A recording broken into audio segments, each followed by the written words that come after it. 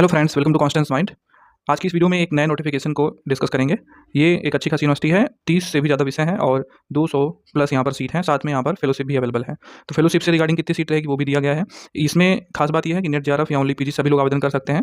इसमें entrance exam होगा और फिर इंटरव्यू होगा, और इसमें एग्जाम कैटेगरी भी अवेलेबल है, यानी कि जो नेट या जेआरएफ कैंडिडेट्स रहेंगे फेलोशिप होल्डर्स वो एंट्रेंस एग्जाम से छूट प्राप्त करेंगे। यहाँ पर लास्ट डेट 15 मई 2024 है। तो इस यूनिवर्सिटी के बारे में आगे देखते हैं। अगर आप चैनल पर नए तो सब्सक्राइब करके बेल आइकन को जरूर प्रेस कर लीजिएगा, क्योंकि इस यूनिवर्सिटी में एंट्रेंस एग्जाम होगा और फिर इंटरव्यू होगा। तो एंट्रेंस एग्जाम में रिसर्च मेथोलॉजी 50% आएगा और 50% आपके सब्जेक्ट से क्वेश्चन आएंगे।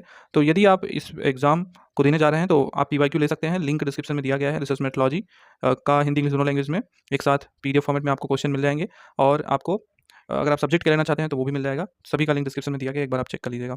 तो हमने ब्रोशर ओपन किया हुआ है, यहाँ पर आप देख सकते हैं ऑनलाइन एप्लीकेशन 1 मई टू 15 मई एंड प्रोविजनल लिस्ट आ जाएगी एलिजिबल कैंडिडेट की एंट्रेंस के लिए, जो रिटन टेस्ट देंगे 24 मई को। 27 मई को एडमिट कार्ड डाउनलोड होगा और 29 मई तथा 30 मई रिटन टेस्ट का डेट रहेगा। फिर इसी तरह से आपका इंटरव्यू जो है होगा, उसकी ये सब डेट्स हैं, आप इन्हें देख सकते हैं।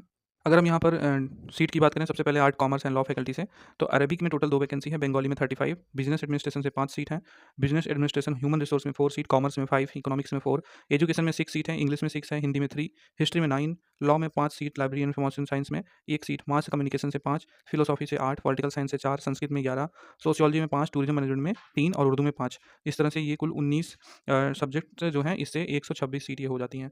अब आगे साइंस डिपार्टमेंट भी है, लेकिन पहले आर्ट्स जो है डिपार्टमेंट, उसमें जो स्टेट फंडेड फेलोशिप है उसकी देख लेते हैं। तो बिजनेस एडमिनिस्ट्रेशन में 1 वैकेंसी है, एचआर में ह्यूमन रिसोर्स में 1 है, और कॉमर्स में 3, इकोनॉमिक्स में 2, इंग्लिश में 4, लाइब्रेरी इन्फॉर्मेशन साइंस में 1, फिलोसॉफी में 1, सोशियोलॉजी में 1। तो ये स्टेट फंडेड फेलोशिप जो आपको मिलेगी अगर आप यहाँ पर एडमिशन लेंगे। तो उसके बाद आप देख सकते हैं साइंस डिपार्टमेंट में, यानी कि साइंस फैकल्टी से सीटें। तो साइंस फैकल्टी से जो सीट है, बायोटेक्नोलॉजी में 4, बॉटनी में 7, केमिस्ट्री में 16, कंप्यूटर साइंस में 7, इन्वायरमेंट साइंस में 2, जियोग्राफी में 11, मैथमेटिक्स में 11, माइक्रोबायोलॉजी में 3, फिजिक्स में 6, फिर फिजियोलॉजी में 3, स्टैटिस्टिक्स में 3, जूलॉजी में 11। इस तरह से आप अगर आर्ट और साइंस दोनों को मिलाएंगे तो यहाँ पर 31 कुल विषय हैं, जिससे 200 टोटल सीट होती है। ठीक है, 126 आर्ट्स में, बाकी इसमें।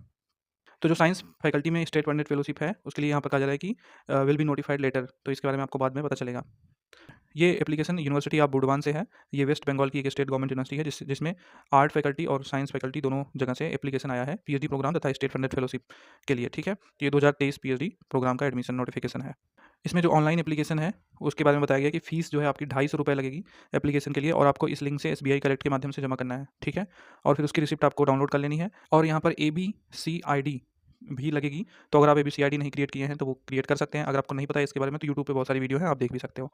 ठीक है, ये एकेडमिक बैंक क्रेडिट आईडी होती है, जिसको ABCID कहते हैं। एप्लीकेशन लिंक आप देख सकते हैं इंडियन कैंडिडेट्स का, इसी लिंक से आपको गूगल फॉर्म का ये लिंक है, यहाँ से आवेदन करना है। अगर आप इंटरनेशनल कैंडिडेट्स हैं तो यहाँ से।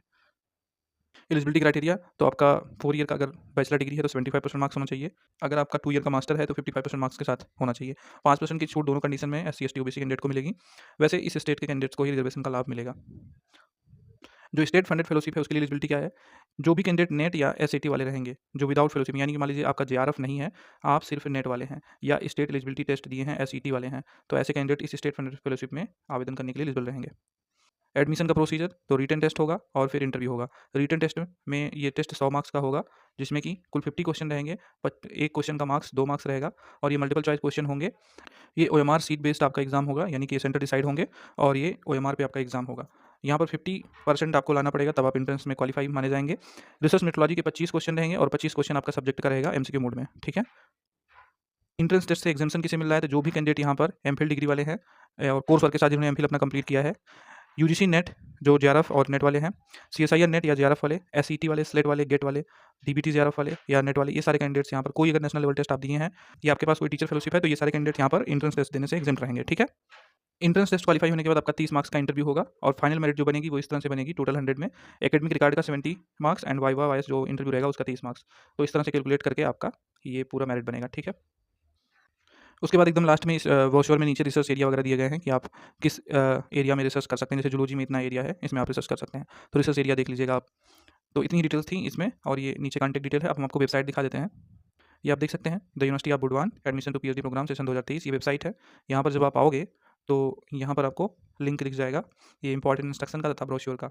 आप ये लिंक डाउनलोड कर लीजिएगा, दोनों में से कोई एक, यानी कि जो अलग अलग फैकल्टी का दिया गया है, आप कोई एक भी डाउनलोड कर लेंगे तो उसमें डिटेल्स पूरी मिल रहेगी। फिर उसके बाद इसी में आपको जो ब्रोशर डाउनलोड करेंगे उसमें सारी डिटेल्स मिलेंगी। तो ये वेबसाइट पर आकर ये देख सकते हैं आप। कोई क्वेश्चन है तो कमेंट सेक्शन में डालिए, और अगर आपको पेपर्स चाहिए ईएसडी एंट्रेंस एग्जाम के पीवाईक्यू, तो लिंक डिस्क्रिप्शन में दिया गया है, वहाँ से आप ले सकते हैं जो भी पीवाईक्यू आप लेना चाहें। ठीक है, thank you so much for watching.